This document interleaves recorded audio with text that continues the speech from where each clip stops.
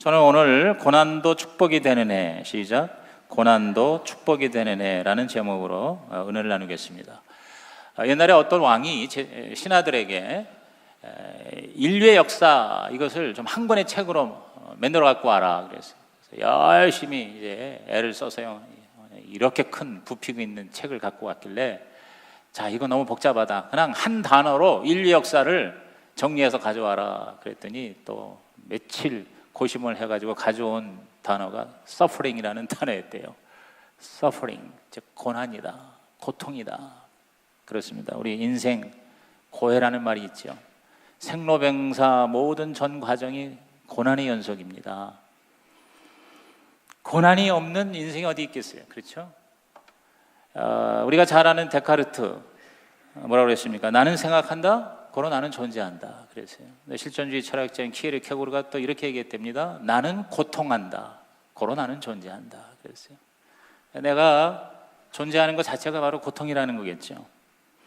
여러분, 우리가 이 한 해 우리가 살아가는데 고난과 고통이 없을 수 없습니다. 또 예수 믿는다고 고난이 없는 것도 아니잖아요. 고난을 재해석하고 고난을 극복하고, 그래서 제가 옛날에 고난에 대한 설교할 때 고난에는 길이 있고 고난에는 끝이 있고 고난에는 뜻이 있고 고난에는 상이 있다, 그래서 고난의 4차 방정식을 말씀드린 적이 있을 거예요. 저는 올해 여러분이 한 해를 살아가는데 정말 하나님의 은혜는 모든 게 다 내 뜻대로 되고 그저 만사형통의 고속도로가 깔리는 그런 것이 아니라 다가오는 모든 사건이 주님 안에서 하나님의 은총이 되고 은혜가 되고 축복이 되는, 그래서 고난조차 축복이 되는 해, 여러분 올해가 되시기를 주의 이름으로 축원합니다. 그러려면 이 고난에 대해서 우리가 어떠한 태도를 가지느냐, 어떻게 이것을 받아들이느냐, 굉장히 중요한 것 같아요. 그래서 우선 세 가지로 제가 한번 생각해 보세요. 첫째가 뭐냐면 유전적 고난, 시작, 유전적 고난이 있어요. 이건 우리가 버려야 돼요. 떨쳐버려야 돼요. 유전적 고난이 뭐냐? 이건 아담 이후 모든 인간에게 유전되는 죄로 말미암은 보편적인 고난인 것입니다. 원래 하나님께서 에덴 동산을 인간을 지으실 때는 고난을 창조하지 않으셨잖아요. 여러분, 에덴 동산에 무슨 고난이 있어요? 그렇죠? 그런데 왜 고난이 우리 인류에게 다가왔냐? 이건 바로 아담과 하와가 하나님의 뜻을 저버리고 하나님의 명령을 어겨서, 쉽게 말하면 벌을 받은 거예요.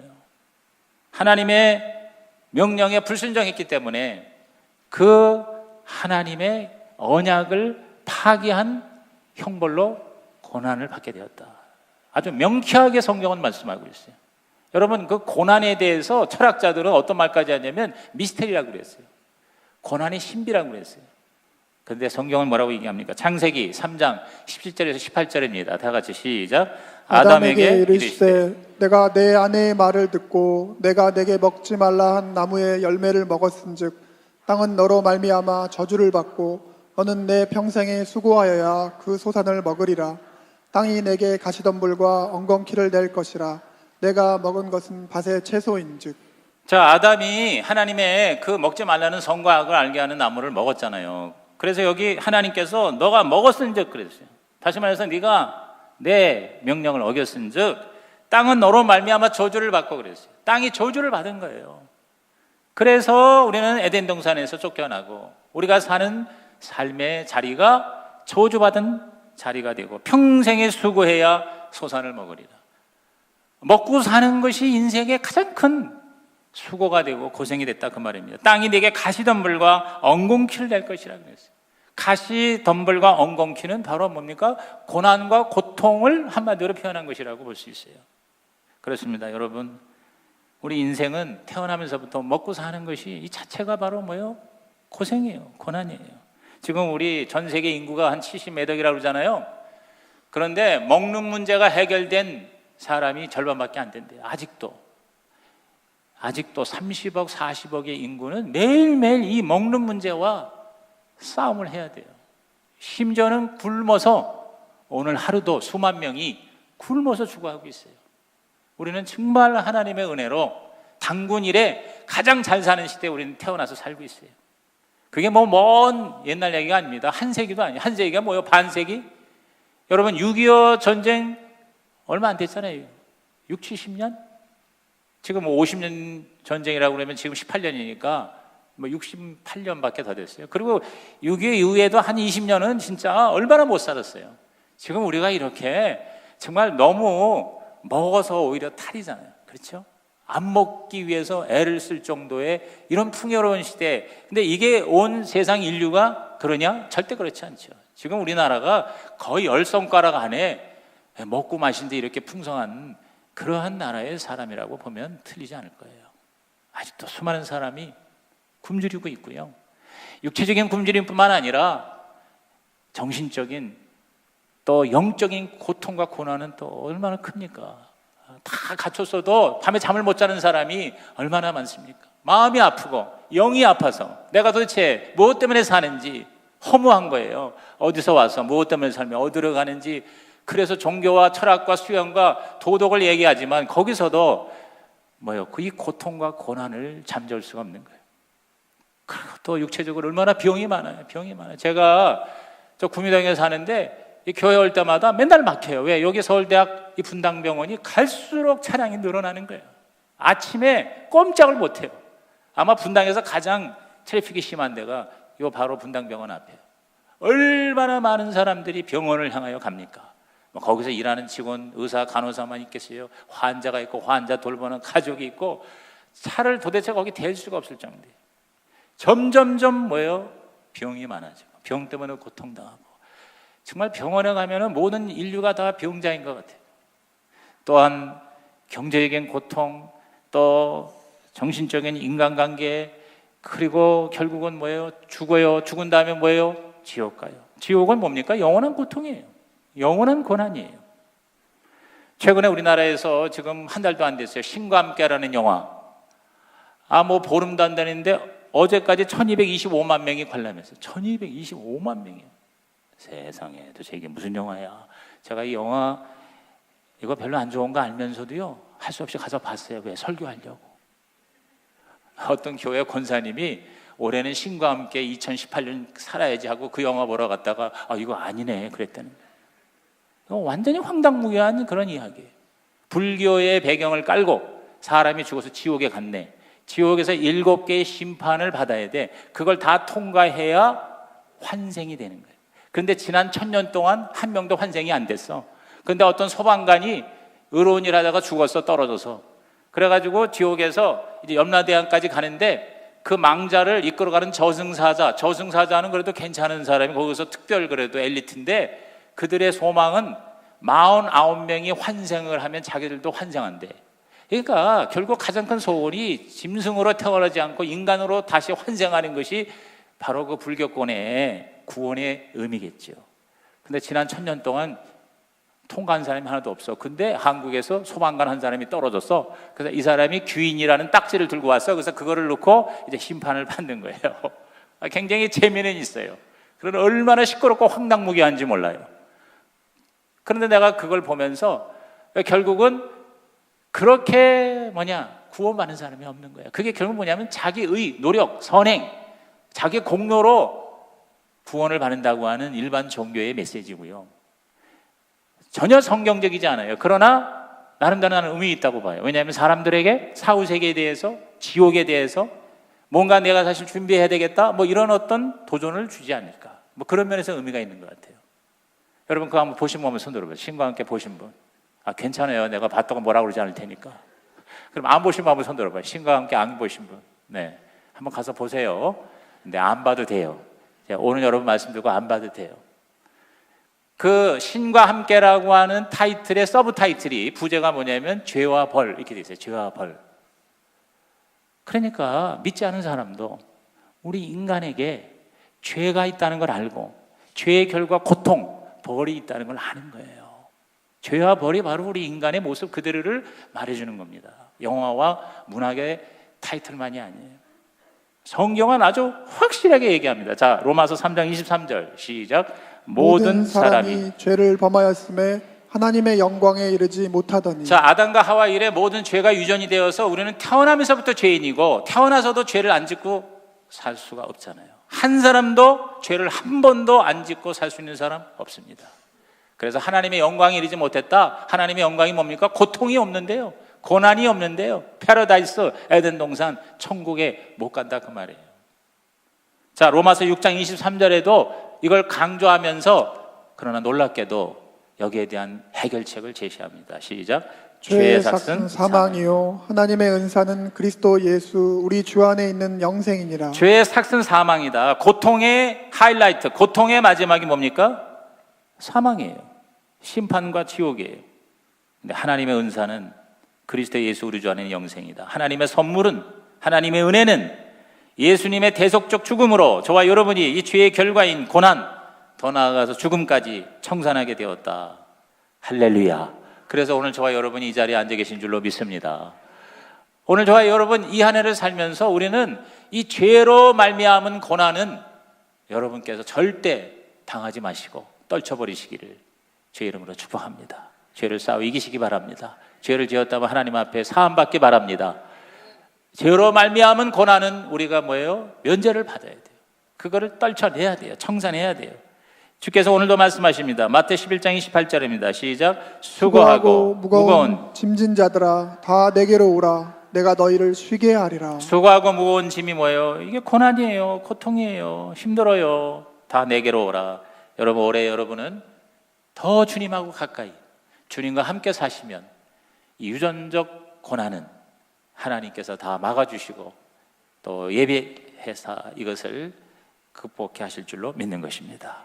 그러므로 올해 여러분은 가급적 주님과 함께 하세요. 그러면 죄로 인한 그런 고난은 안 짓거나 또 짓더라도 용서받아 다 사함을 받게 될 줄로 믿는 것입니다.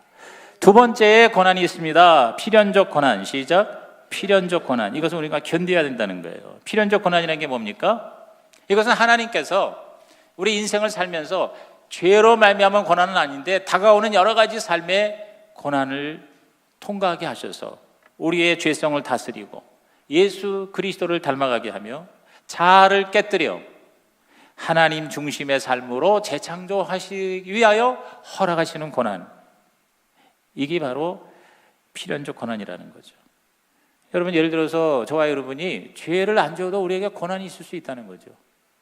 너무 경제가 불황이라서 경제적으로 우리가 고생을 할 수 있는 거예요. 지금 그런 사람이 많습니다. 그 사람이 죄 지어서 그렇습니까? 아니, 내가 실직을 해가지고 너무 지금 먹고 사는 게 힘듭니다. 죄 지어서 그렇습니까? 이 미끄러운 길에 가다가 넘어져가지고 뼈가 골절이 돼서 병원에 며칠 입원했어요. 너무 힘들어요. 아파요. 고통스러워요. 그 사람 죄 지어서 그런가요? 아니에요. 어떤 사건을 당하거나 환경적인 어려움 때문에 같이 당하거나 또 살면서 당하는 여러 가지 삶의 크고 작은 어려움이 있어요. 누구나 다 고난이 있어요. 예수 믿는 사람에게도 동일한 고난이죠. 아니, 어떻게 보면 예수 믿는 사람은 더 그런 필연적 고난이 다가옵니다. 그렇지 않습니까? 우리는 세상에서 살면서 당하는 고난과 함께 플러스 예수님을 믿기 때문에 당하는 고난도 우리에게 다가옵니다. 새벽기도도 사실은 고난입니다. 새벽기도가 무서워서 못 나온다는 사람이 있어요. 힘들죠. 잠 못 자니까 괴로운 거예요. 주일날 어디 놀러 가지 않고 주일 성수합니다. 돈 받았는데 이거 10의 1조를 떼어서 하나님께 11조를 드립니다. 또 우리가 십계명을 지키면서 삽니다. 쉬운 일이 아닙니다. 이러한 고난들, 이건 예수 믿기 때문에 필연적으로 우리가 당해야 되는 어려움일 수 있어요. 그렇죠? 이러한 고난, 이거는 이건 견뎌야 돼요. 이건 이겨야 돼요. 이건 극복해야 돼요. 그러면서 하나님의 또 다른 은총을 받게 되는 것이죠. 이게 오늘 본문입니다. 다시 한번 우리 본문 로마서 5장 3절 4절 시작. 다만 이뿐 아니라 우리가 환난 중에도 즐거워하나니 이는 환난은 인내를, 인내는 연단을, 연단은 소망을 이루는 줄 알미로라. 환난이 인내, 연단, 소망을 이루게 한다 그 말이에요. 그래서 나중에 우리는 더 하나님 앞에 아름다운 모습을 갖추게 된다. 여러분이 좋은 포도주를 만들기 위해서는 불순물을 제거하는 여러 차례의 정화 과정이 필요하잖아요. 옛날에는 그냥 다 포도 따가지고 통에다 넣고 발로 밟았죠. 막 진이겨. 그러면 이제 밑에서 그 짠 즙들이 내려오잖아요. 그럼 위에 있는 찌꺼기는 이제 걷어내는 거죠. 그러면 그 밑에 있는 걸 또 다시 필터를 통해서 몇 번의 정화 과정을 거치고 오랫동안 숙성시키면 그러면 명품 포도주가 되는 거죠. 저는 제가 목사가 젊어서 돼서도 그렇긴 하지만 진짜 제 입에 막걸리나 소주를 제가 입에 댄 적이 없어요. 어렸을 때 아버지가 술을 좋아하셔가지고 소주를 이렇게 막 입에다가 한번 이렇게 장난으로 먹여보는 내 기억으로는 굉장히 쓰다는 기억밖에 없어요. 근데 포도주는 제가 좀 마시죠. 뭐 이게 성찬도 하지만 또 포도주는 집에서 그냥 약으로 이렇게 먹는 거에 대해서는 저는 자유로워요. 그런데 그것도 이렇게 많이 먹지를 못하게 되더라고요. 제가 그런 설교까지 했잖아요. 우리가 건강하려면 4가지를 매일 먹으면 된다고 하네요. 포도주 한 잔 먹고, 마늘 한 쪽 먹고, 토마토를 익혀서 먹고, 그리고 녹차를 먹으면 만수무강한다. 120세까지 산다. 올해 여러분 다 그 4가지 드셔서 120세까지 사시기를 주의 이름으로 축복합니다. 그렇게 제가 설교까지 했는데도 그걸 내가 사실은 지키질 못해요. 근데 그 포도주도요, 대부분의 포도주는 그렇게 맛이 별로 없어. 그냥 띠띠림하고 쓰고 그래요. 제가 좋아하는 포도주는 저 캘리포니아산 한 7,000원짜리 누가 하나 사왔는데 너무 달콤해. 진로에서 나온 포도주가 굉장히 달다고 들었는데 그런 달콤한 포도주는 내가 좀 맛있게 드지만 나머지는 별로인 것 같아. 근데 제가 명품 포도주일수록 정화의 과정이 굉장히 세밀하고 오랫동안 그것이 뭐예요? 인내와 연단이라는 과정을 통해서 나온다 이 말이죠. 세상에는 모든 좋은 건 다 그런 과정을 필요로 합니다. 금과 은의 재련이 그렇고 또 진주 그 조개에서의 창조가 그렇고 저와 여러분의 인격, 우리의 인격도 명품 인격이 되려면 뭐예요? 고난과 고통의 과정을 필요로 한다. 뭐 이건 상식이죠. 그렇죠? 고난을 통해서 국가와 민족도 명품이 된다. 그게 바로 성화시키는 필연적 고난이라는 거죠. 저와 여러분의 신앙생활도 하나님께서 하루아침에 예수 믿는다고 갑자기 성자가 됩니까? 성화라고 하는 과정이 필요해요. 이건 고난을 통해서 우리가 재련이 되는 거죠. 그렇죠? 이건 뭐 욥기니 뭐 기타 성경의 고난에 대한 메시지를 보면은 다 똑같은 얘기입니다. 욕심, 분노, 미움, 이기심, 그리고 열등감, 우월감, 패배의식, 두려움, 걱정 등 모든 내 내면의 이 찌꺼기들, 이 잘못된 것들, 쓰레기 이런 거에 뭐예요? 다 고난이라는 필터를 통해서 정화가 되는 거 아닙니까?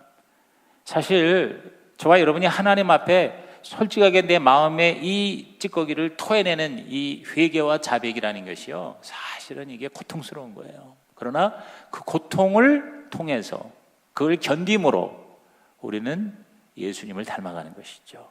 요한일서 1장 9절 우리가 잘 아는 말씀 시작. 만일 우리가 우리 죄를 자백하면 그는 미쁘시고 의로우사 우리 죄를 사하시며 우리를 모든 불의에서 깨끗하게 하실 것이요. 하나님 앞에 우리가 죄를 토해내는 것이 쉬운 일이 아니에요. 고통스러워요. 여러분이 목장이나 여러분이 어떤 믿음의 모임에서 자기 죄를 공개적으로 고백하는 거 여러분 쉬운 일이 아닙니다. 그거는 아마 죄를 짓는 것보다 더 고통스러울 수 있어요. 그러나 그런 과정을 우리가 견딤으로 저와 여러분이 더 주님의 형상을 닮아가게 된다는 거죠. 그래서 저는 그런 것 같아요. 우리는 고난을 없애시는 하나님의 은혜뿐만 아니라 고난을 허락하시는 하나님의 은혜에도 들어가게 되어 있다는 거예요. 다시 얘기할게요. 고난을 없애시는 은혜뿐만 아니라 고난을 허락하시는 하나님의 은혜, 그 고난을 통해서 우리가 뭐예요? 점점 더 성화되는 거죠. 세상에서도 고난 통해서 많은 사람이 크게 일어나잖아요. 모든 성공에 우리 모든 사람의 공통적인 얘기는 고난과 위기를 통해서 성공을 한다, 일어난다.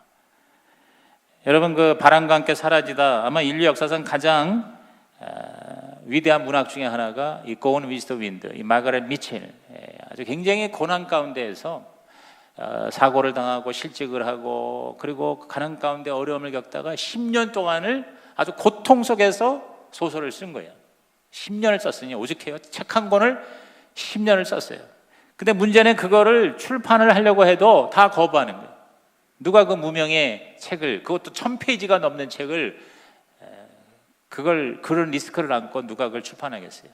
그런데 그 당시 유명한 출판사가 뉴욕의 맥밀란 출판사인데 거기에 사장이 이 애틀란타 이 마가렛 미첼이 사는 지역에 와서 방문을 한다는 소리를 듣고 몇 번이나 만나려고 트라이 했는데 못 만나고 결국은 애틀란타 역에서 뉴욕을 향하여 열차를 타고 사장이 가는데 거기까지 달려가서 이 마가렛 미첼이 자기 그 1000페이지가 되는 소설 원고 뭉치를 그 사장이 앉아있는 열차 창문에다 집어 던졌대요.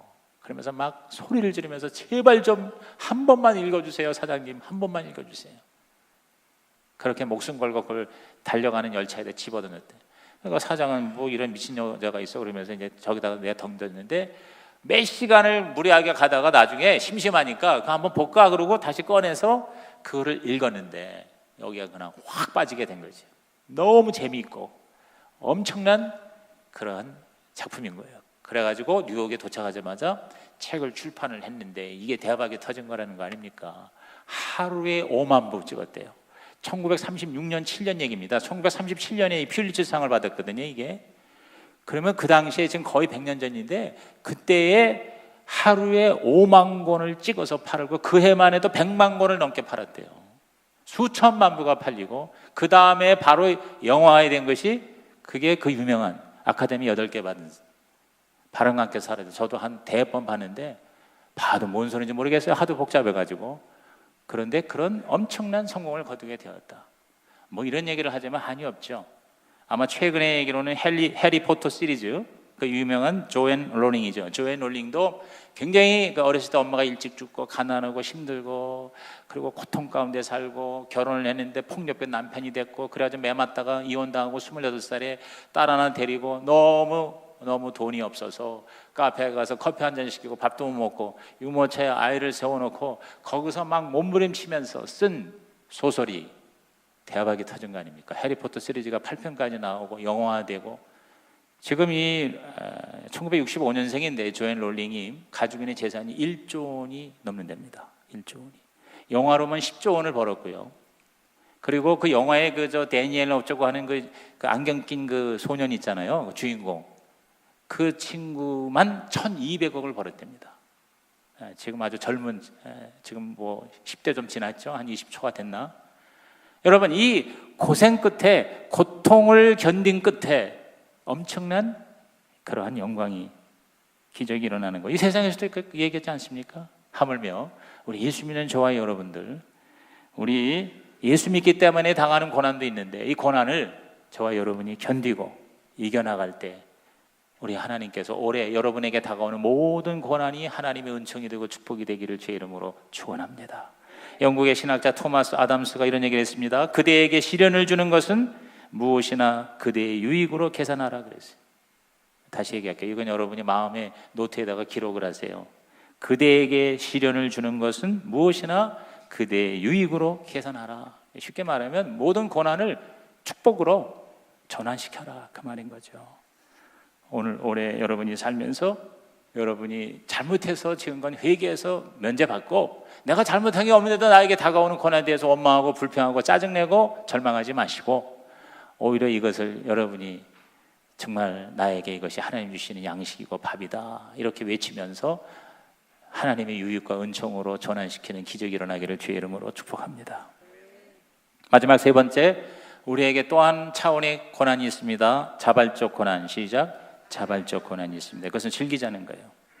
근데 사실 이 경계가 그렇게 확실하진 않습니다. 죄로 말미암은 고난이 필연적으로 우리를 더 성화시키는 고난이 될 수도 있고 또 이 성화를 시키는 고난이 우리에게는 또 자발적인 고난이 될 수도 있어요. 경계는 사실 약간씩 모호해요. 그러나 크게 덩어리는 죄로 말미암은 유전적인 고난, 이거는 우리가 주님의 은혜로 다 청산하자. 나에게 어쩔 수 없이 다가오는 이런 고난은 그것은 우리가 견디고 이것은 극복하여 우리에게 약이 되게 하자. 그 다음에 또 다른 고난이 있습니다. 이것은 뭐냐면 사실은 내가 선택한 고난이에요. 내가 그것을 처음부터 시작하지 않았으면 고난도 없을 수 있는 거예요. 그게 뭡니까? 바로 주님을 위해서 사는 거예요. 복음을 위해서 사는 거예요. 다른 사람을 위해서 섬기는 거예요.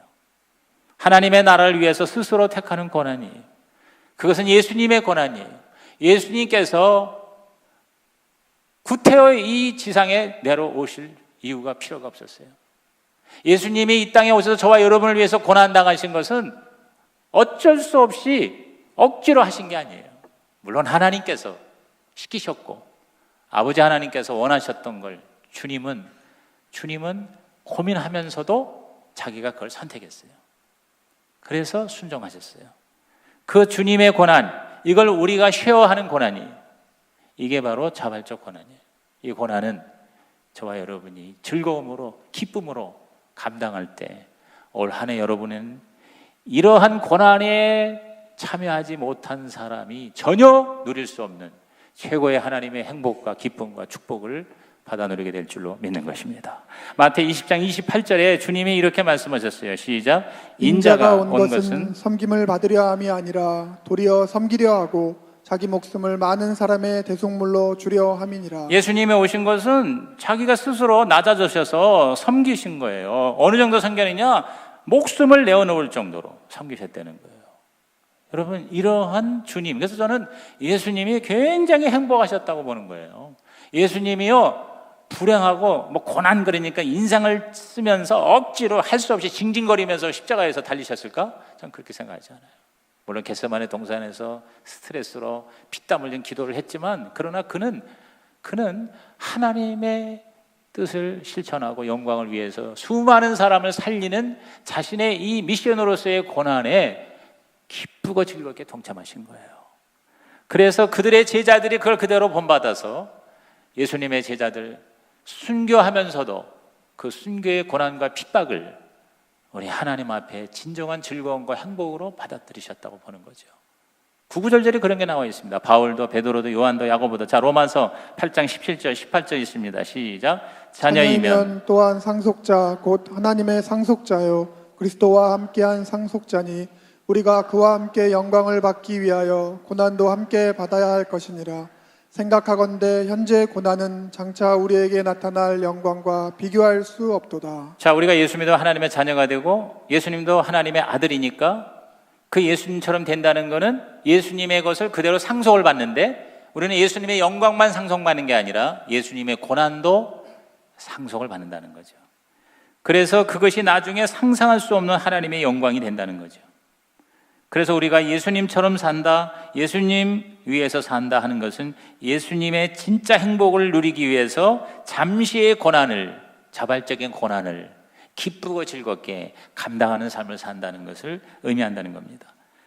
바울은 골로새서 1장 24절에 또 이렇게 구체적으로 얘기했습니다. 시작. 나는 이제 너희를 위하여 받는 괴로움을 기뻐하고 그리스도의 남은 고난을 그의 몸된 교회를 위하여 내 육체에 채우노라. 자, 나는 이제 너희를 위하여 받는 괴로움, 그래요? 골로새 교회 교인들을 위해서 목회를 하면서 받는 괴로움이 있다는 거죠. 사실 저도 목회하면서 많은 괴로움이 있습니다. 밤에 잠을 못 자기도 합니다. 어떻게 이럴 수 있을까 하는 일을 당합니다. 10년이 넘도록 말씀을 받았는데 정말 세상에서 그냥 인간의 의리를 생각해서도 그럴 수 없는데 그렇게 변화가 되고 그렇게 순식간에 떠나는 것을 볼 때 굉장한 충격을 받을 때가 있어요. 그게 얼마나 많겠어요. 사실 제가요, 하나님 앞에 막 힘들면서 몸부림치면서 기도하는 기도의 내용이 90%가 내 문제 때문입니까? 내 문제가 아닙니다. 다 뭐냐면 교회 문제, 성도들의 문제, 어느 집사, 장로, 어느 목자, 목녀, 그런 기도 제목 놓고 기도를 하는 거거든요. 그런데 바울도 바로 그러한 성도를 위한, 교회를 위한 괴로움을 기뻐한다고 그랬거든요. 제가 기뻐하는 수준으로 올라가야 되는데 이게 안 되는 거죠. 그렇죠? 그러니까 오래 그렇게 살아야지 뭐. 그래야 하나님께 인정을 받고, 그리고 내 노력과 수고가 헛되지 않게 하나님의 상급을 받게 된다. 할렐루야. 근데 이거는 저 목사만이 아니라 이제 여러분 36개의 목장을 섬기는 목자와 목녀가 바로 이러한 괴로움이 있어요. 어제도 10명을 식사를 준비했는데 5명밖에 안 왔다는 거예요.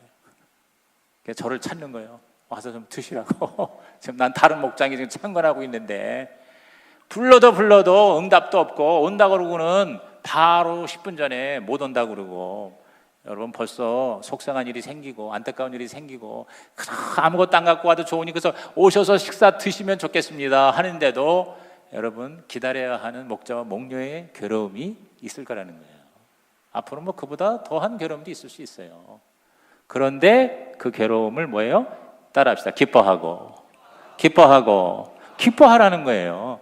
내 힘으로 됩니까? 성령님이 그렇게 기뻐하게 하실 줄로 믿습니다. 그러면서 뭐라고 했어요? 그리스도의 남은 고난을 그의 몸된 교회를 내어 내 육체에 채운다 그랬어요. 내 육체에 채운다. 육체가 힘들어요. 괴로워요. 그러나 주님이 나에게 남겨준 고난이 있다는 거예요. 대부분의 성도는 이걸 싫어합니다. 요청을 해도 난 싫어요. 여기까지. 더 이상 하면 나는 교회 안 나와요. 나는 나 자신을 오픈하는 게 싫어요. 난 힘들어요. 괴로워요. 뭐 괴롭죠. 뭐 가정이 다 그렇게 누구에게 내놓을 만한 가정이 어디 있어요. 우리 집을 오픈하는 거 저는 못 하겠어요. 나는 누구하고 같이 만나서 밥 먹는 것도 싫어요. 여러분, 이것을 즐거워해야 돼요. 그래야 진짜 하나님의 행복을 누릴 수 있다는 거예요. 여러분, 대부분 가정교회 목자 목녀들은요, 두 가지 공통점이 있어요. 다 힘들어 죽겠다는 거예요. 그러나 다 행복하다는 거예요. 힘들어도 그걸 안 하겠다는 사람은 거의 없어요. 왜? 이것이 예수님을 따라가는 거예요. 예수님과 함께 쉬어가는 거예요. 이러한 십자가의 이 미션의 이러한 자발적 고난, 이거는 즐거워라는 거예요. 너무 이런 말씀으로 가득 차 있어요. 베드로 사도도 베드로전서 4장 13절에 오직 너희가 그리스도의 고난에 참여하는 것으로 즐거워하라. 즐거워하라.